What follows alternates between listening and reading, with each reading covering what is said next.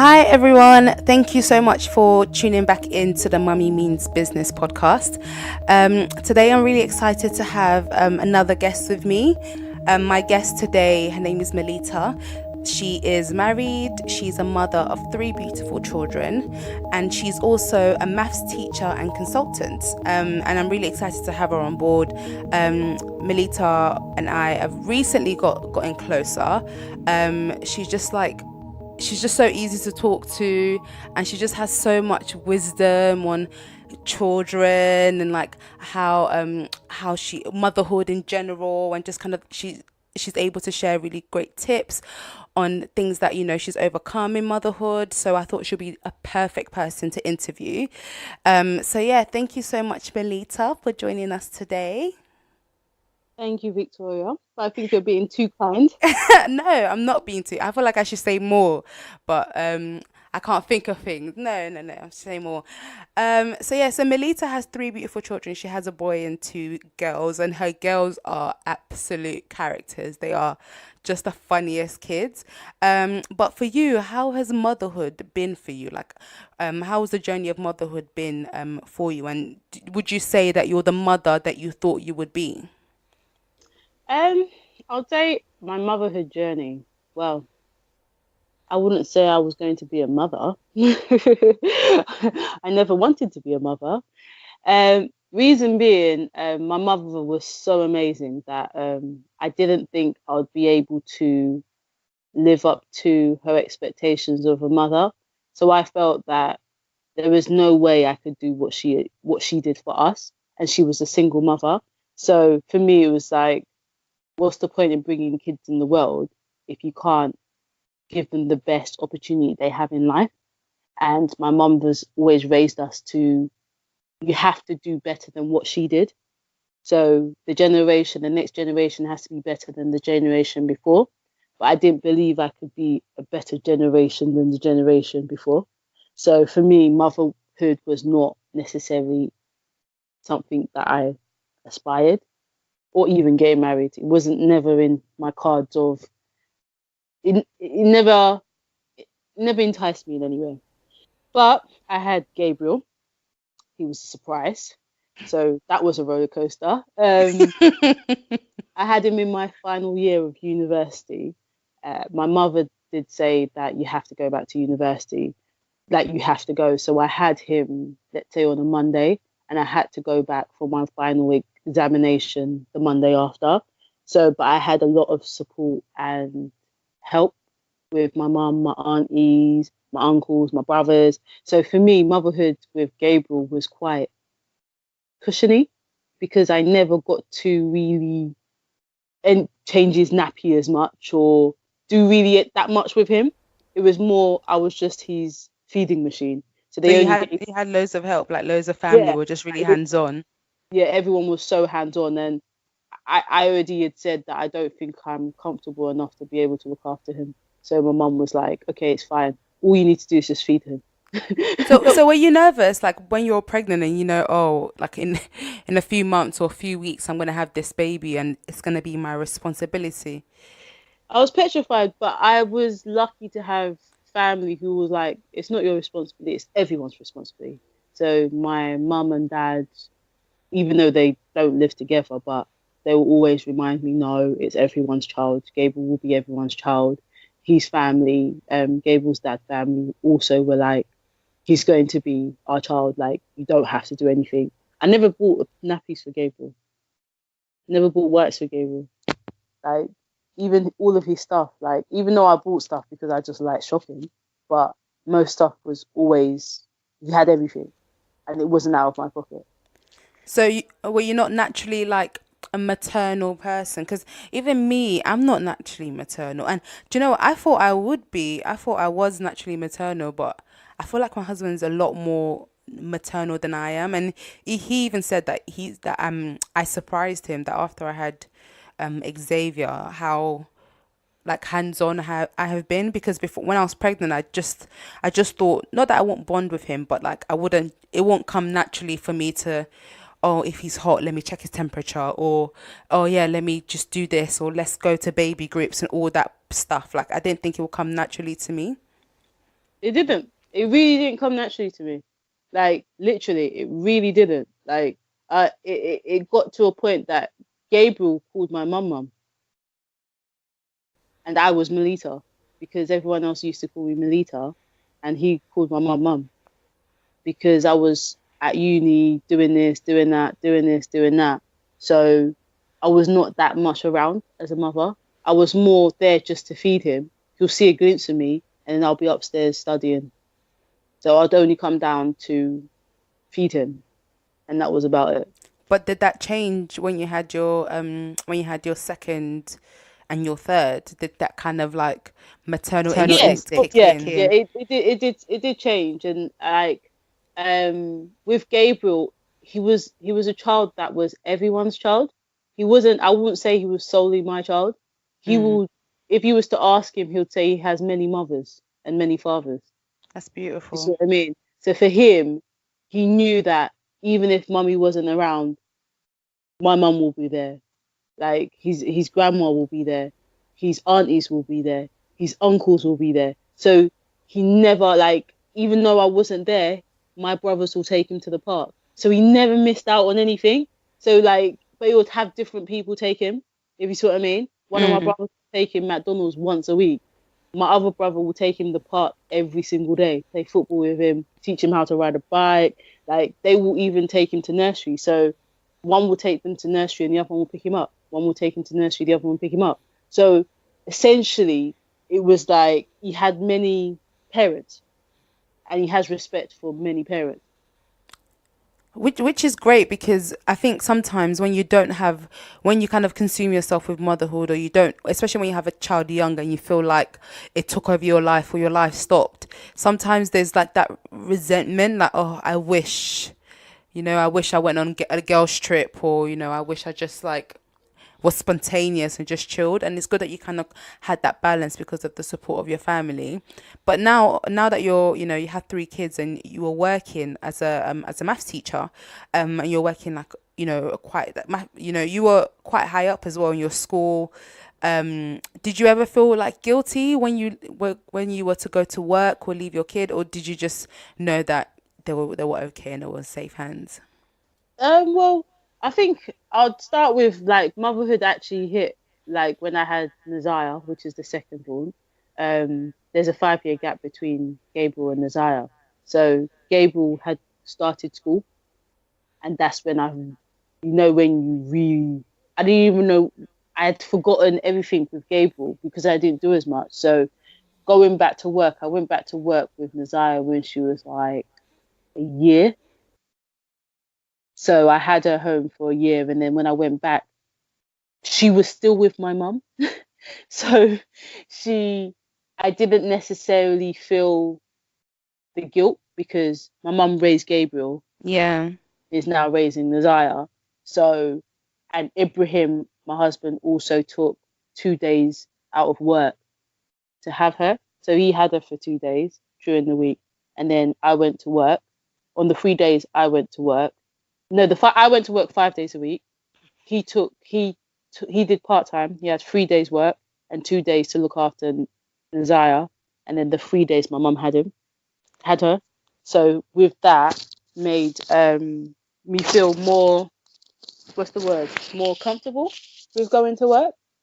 But So it's Nazaya had an eczema, so she was very, very, what's the word, irritable in y- crying, sleeping. The sleepless nights with her was just mayhem. So that's when I felt guilty because I was thinking maybe if I was more at home and I didn't have to wake her up at 6 to get her ready to go to my mum's house and X, Y, and Z, maybe she won't be so irritable during the night or frustrated with her skin, and maybe I can take care of her skin better. That's where the mother guilt probably would have came in. no, but it's interesting how, in your family, it was flipped where, the dad was the one who kind of took the time off and stayed at home, and then you kind of worked full time and you had help with your mum, because you rarely hear that. Like, you only hear of the other way, of the mum kind of going part time and then the dad going to work full time. So it still gives him an opportunity to bond with Nazaya, and then you still went to work and you still had that help, which is great. No, yeah, it is great. And I think for Ibrahim was more of a, it was more of a course. It was for himself. I think for him, he just wanted to be the best dad he could be, if you see what I mean. With Yeah. that age, at the age he was, not at a younger age, at an older age, like a bit like a matured age. So for him, looking after Nazaya was he's I like even me. I had Nazaya. He stayed at home. He did a night shift with Nazaya all by himself for one night. I left the house. I went to my father's house and stayed at my father's house, and he had her all night. But there was milk pumped for him, ready in X, Y, and Z. But for him, it made him realize how mothers don't just stay at home. So if That you they come really home, do stuff. Yeah. the food's not cooked, the house is not cleaned, the X, Y, and Z. It kind of for him opened up his eyes to, oh my gosh, I don't have time to even bath. So for him, when I came home from work, to be like, no, Melita, it's your baby. Take the baby. I've done. I'm done. I'm done. It's my turn now.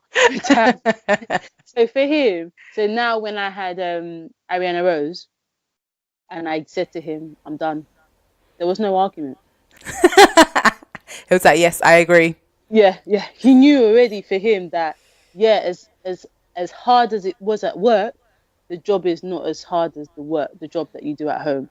Raising the child, going to work for me is much easier than actually raising a child. So, but what made you want to go into teaching specifically, especially specialized in maths? Because maths is a subject that, I know everyone has struggled with at some point in their life, but it just comes easily to you. So why teaching? Well, it wasn't what I wanted to do. I did a master's to work for the United Nations, and that was the career path.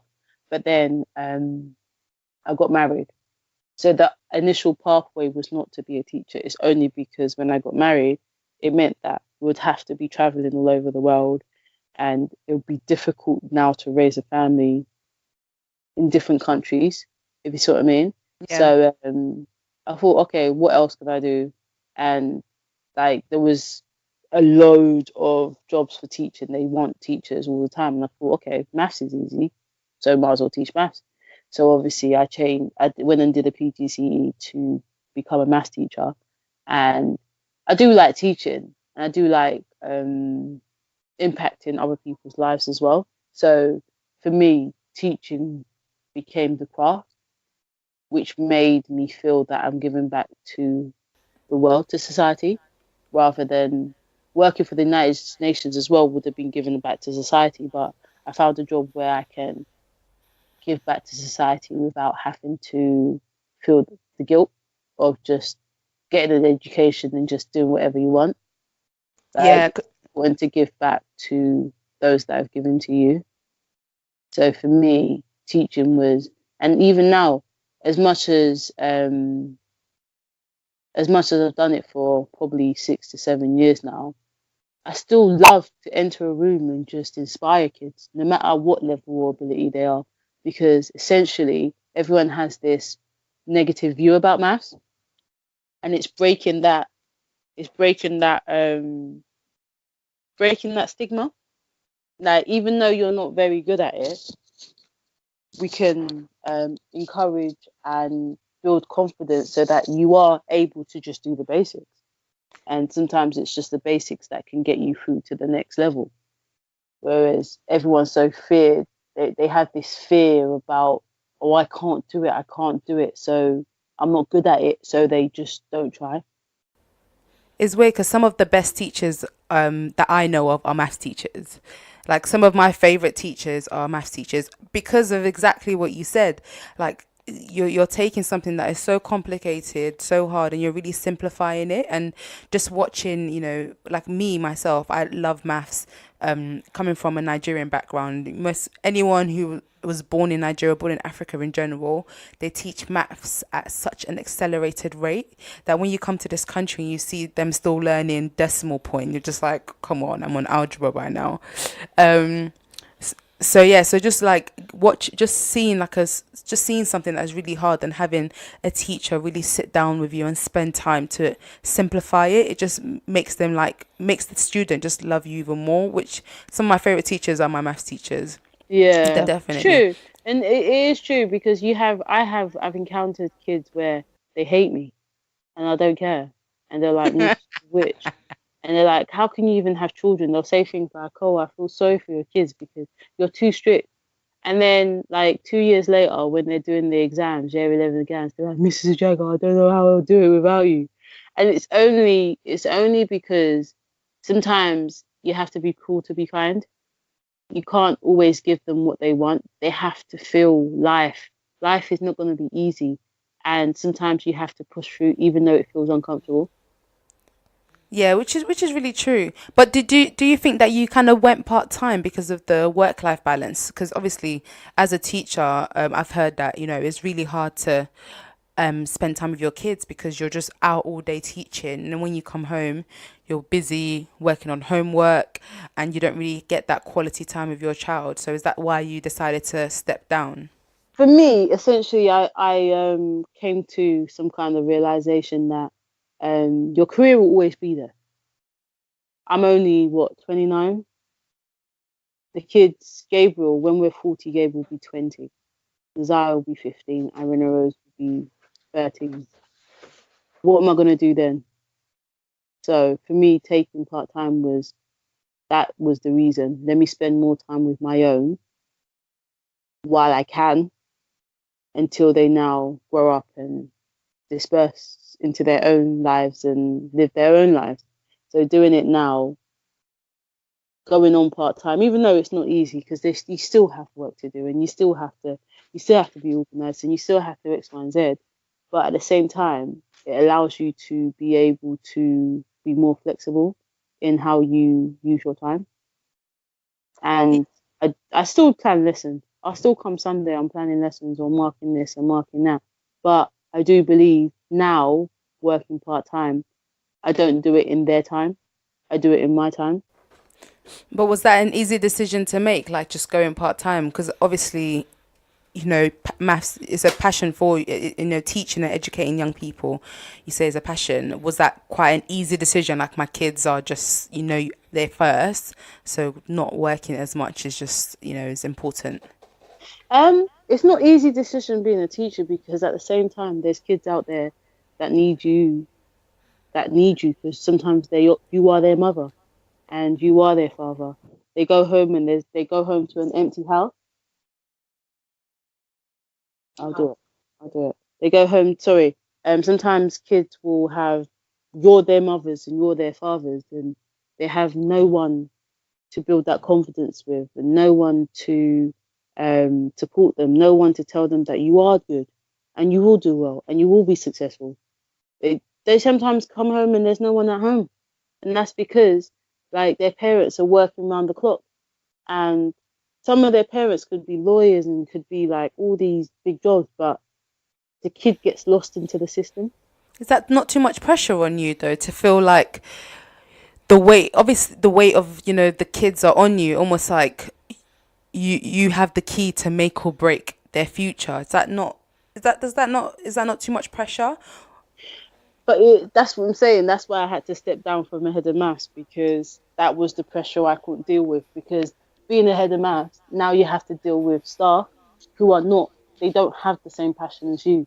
For them, it's just a walk-in job. They come in and go out, but there's no passion, there's no drive, there's no enthusiasm, there's no energy, there's no encouragement, there's no love, there's no care. So the frustration I had was trying to get kids over the hurdle, but have people that are not willing to step to go that further with you. So for me, I said to myself, stepping down and just now being more of a mass consultant doesn't require me now to have to deal with teachers who don't read. It's more to do with seeing how you can help the school to progress as a whole rather than now managing people who are not doing what they're supposed to do. So it's a big job. And for me, being a teacher, like I am also just a teacher. So the 30 kids that are gifted or given to me or blessed to be given to me, like it's a blessing to have them. So for me, those 30 kids, I can work around the clock for them without having to take too much time out of my own children's time because I only deal with 30 kids. But when you have to deal with 160 kids as a head of maths, plus obviously year 7, 8, 9, 10, and 11, plus year 12 and 13, you're dealing with almost 2,000 kids. Oh my gosh. You see what I mean? You're Yeah. dealing with 30 kids and dealing with 2,000 kids is a very big jump. So I had to for me personally, I didn't want to em- embark myself on 2,000 kids. I'd rather deal with 30 kids than deal with 2,000 of them. And obviously, you mentioned earlier that the age gap between your first and your second is 5 years, and between your second and your third is closer. And I remember you said this to me because when I had Xavier, Melita came over to my house to see Xavier, and I said, you know what, I want two kids back to back. Like that's literally the plan. I don't want to restart my life, and then having to get pregnant and then like go back to not go back, but like go back basically to just doing all the night feeds and the night changes and stuff like that. And I remember you said to me, okay, if you want to do it, Victoria, honestly, if you want to do it, then you need to have the first child needs to be on such a it needs to be so disciplined that the second one will just follow suit and it'll be easier. Like, okay, can you please explain how you did it? Because you have two that are like really, really close in age and it doesn't even seem to phase you. Like, how did you manage to kind of handle that big task almost of raising two young kids? So essentially, I won't classify Gabriel as one of the kids because Gabriel's an adult in the house. Yeah. But I also had Gabriel's help as well. So Nazaya now, she's the child that's second born. So for her, it was essential for her to be able to walk, to be able to feed herself, to be able to dress herself up, to be able to um, do things that most kids her age weren't able to do. So when her sister was born, she was 1.5, but her job was to get the nappy and put nappies in the bin. Her job was to watch over baby while mummy's gone in the bath and not make sure baby's crying. Her job was to lay on the carpet when baby's on her, like on the mat, the baby gymnasium, to lay with the baby and play with the baby, do you see what I mean? So it was more essential showing her that she's the oldest and she now has a responsibility. Was she not jealous at all? Like, obviously, she was the baby like not long ago, and now you're bringing a baby into the house. Like, was there not any jealousy that you had to overcome? She used to bite her sister. What, secretly when you're not watching? When we're not watching, she'll bite her, and then Ariana Rose will scream all of a sudden, and we didn't know why. And my mum was like, "She's biting her, like Oh. she's biting her." So, when the baby was first born, because I had an emergency C-section, my mum took Nazaya because she showed Nazaya the baby, but she didn't want Nazaya to feel the impact of, oh yeah, someone else is taking her spot. So my mum had her for like a month, but we would go over and see her, and then she'll come over, and then daddy will drop her like at my mum's house, and that's only because for her to slowly settle in with the baby, if you see what I mean. And Yeah. then she finally understood, okay, there's a baby and we have to help with the baby. She did bite her sister for like another week, but I bit her back. I bit her. I don't know if that's allowed, but I bit her and told her that's the pain your little sister's feeling. And she's like, really? I was like, yeah. It's like, okay. And she never did it again. But sometimes with kids, I think she wanted to see what does this child do. I don't even think she did it out. I don't know, but it seemed to me as if she wanted to see if the baby's gonna move or the baby's gonna I don't know, She wanted to like play with the baby basically and just like get a maybe play reaction with the from. baby or see what kind of reaction the baby's gonna have. Do you think it's because obviously Nana, she had to kind of grow up really quickly because you had another baby, so do you feel like you were maybe more stricter, and not stricter, but you had to just be like give her responsibility from early, whereas the baby, I she was wouldn't say just she's just being, like me. She's like me, a rebel. Yeah, she's just like me. That's the she honest has truth. your personality. She's She just has like, my personality. We're not very soft at heart. We're very like, if someone, for example, I've seen Nana like stand up for herself with other kids like 7, 8, who'll be like, "You're not playing," and she'll be like, "Yes, I am playing. Who are you to tell me I'm not playing?" yes, Like, Nana. so they have that kind of boisterous kind of character where no one can tell them what to do. That's, do you know what? That's good because you know your kids. You definitely know your kids. Um, But yeah, so one more question before we come to the end of the podcast. It's really interesting you saying at the beginning that even though you love teaching, you were in a high senior position when you were at school. You knew that you wanted to really spend more time with your children, which is why you decided to step down.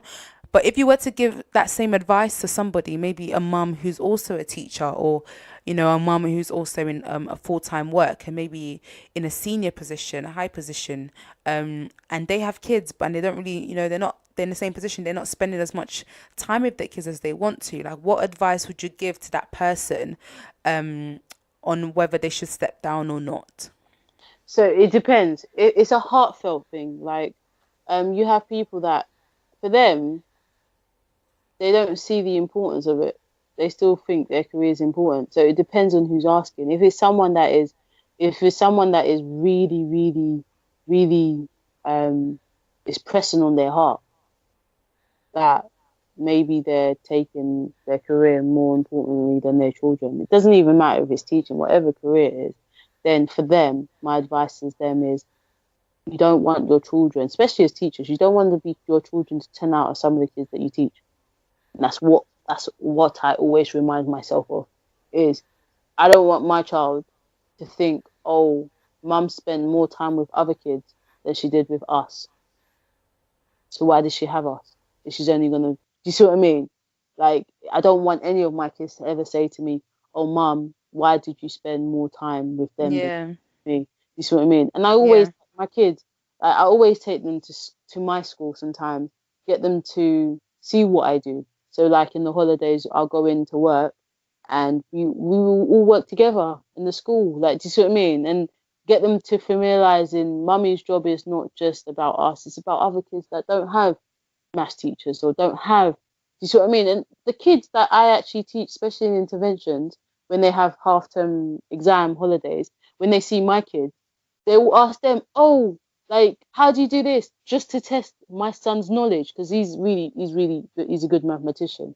So they will test his knowledge and like, whoa, he can do it. If he can do it, then I definitely can do it. Do you see what I mean? It's all that balance that sometimes the youngest of people can teach you. Like Gabriel comes yeah, to teach me ways of how to do maths in different ways. So I do believe it's the parent or the mother or the father to feel you have to have that in your heart.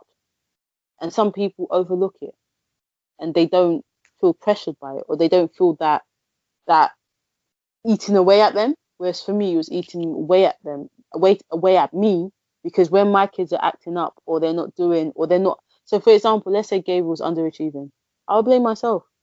What am I doing wrong? That yeah, what can I do to help him? You see what I mean? Same as Nazaya. If a teacher says, "Oh, like Nazaya, Ibrahim's really good with phonics and English and da da," so Nazaya is now like she's really good at reading her phonics, and her teacher was like, "What the hell did you do at home?"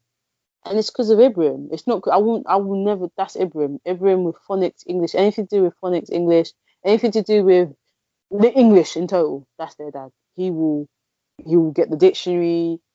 You hear them doing the phonics language, the alphabet, doing phonics and everything downstairs, like the writing, the handwriting, and all that stuff.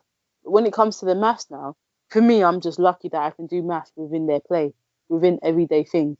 So, for example, if we go to the shop and we buy sweets, it's how many sweets do you want? Or I'm taking away two, so how many you got left? So I do it in on the way to school. We'll count to 10. count to 20, do math sums in the car. Gable used to do his times tables in the car. You see what I mean? It's just finding ways of how to implement. For me, maths is easy to implement. And that's why all the kids are very mathematically inclined, because it's something we do every day. It's not something that they just do at school. It's in their play. Nazai, Aaron a Rose, get me the red brick, get me the yellow brick, get me the blue brick, build them all together. How many bricks do you have? It's just all that, it's all in their play. And with kids, they learn during their play. Do you see what I mean? Yeah. And Mhm. making songs about it, and just, yeah, it's all to do with finding ways of how to do. What I can't do is get in English in their play. I find it so hard, even to correct them. Sometimes it's Ibrahim that corrects them. They'll be saying the wrong word, and I'm saying it wrong, and they're saying it wrong, and I'm like, who's the right one and who's the wrong one? Do you see what I mean? Gabriel will ask me to spell words. I'm like, Gabriel, I don't know. Get the dictionary, and we'll learn how to write the word together. Do you see what I mean? And I'm dyslexic, so for me, it's like the way some people are scared of maths. It's how I'm scared of English. So Seriously, who yeah, would have thought? yeah, literally. But one thing I do know is public speaking. So public speaking, I'm quite good at. So I'm able to worm my way out of things because of the way I articulate myself. So I teach the kids to articulate themselves in that way. So you might not know what you're talking about, but you can make sure everyone thinks you know what you're talking about. Do you see what I mean? Yeah, yeah, So yeah. articulate kids to be able to present things. All right, present it to me. Present it to me. Show me it. Sing for me. Dance for me. All right, you count to 20. Show me your, like, test them on the spot.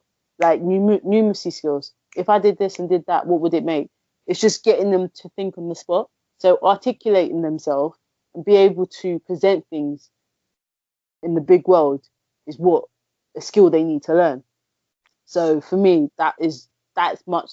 It's not as much as important as writing skills and X, Y, and Z. But to me, if you're able to articulate yourself, you're able to get far in life. Cool. Wow. Thank you so much. I feel like it's been like nice chat. Like we've really delved into like a lot of different things.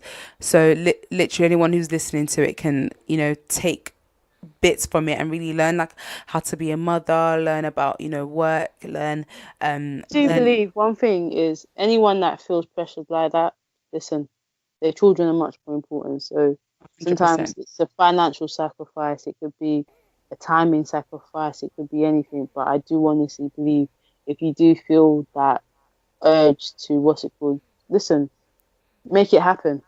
Just make it happen for your kids' sake, because you don't want to be your kids to be the statistic. That's what I always say. Amen. There will not be. Do you see what I mean? I'm telling you.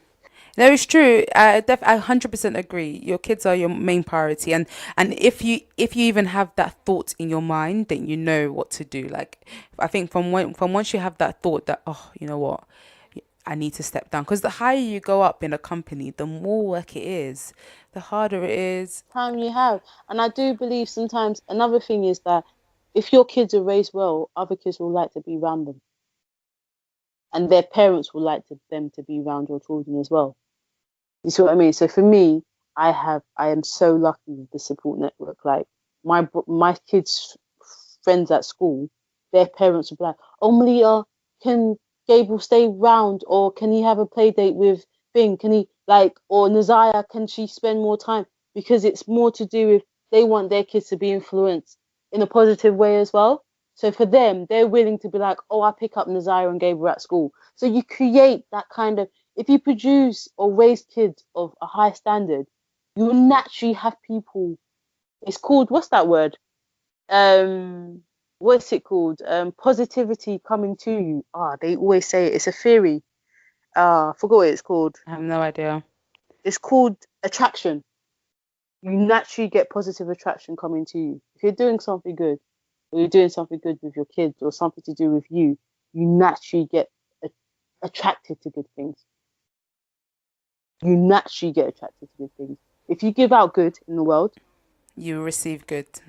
100%. And that's actually a great note. If you give out good in the world, if you give out good in your kids will that's naturally what I'm saying. attract good. Yeah, A so your hundred kids percent. also have to be an attraction. If your kids, you're sending them out to the real world, they naturally have to attract good back by them giving out good.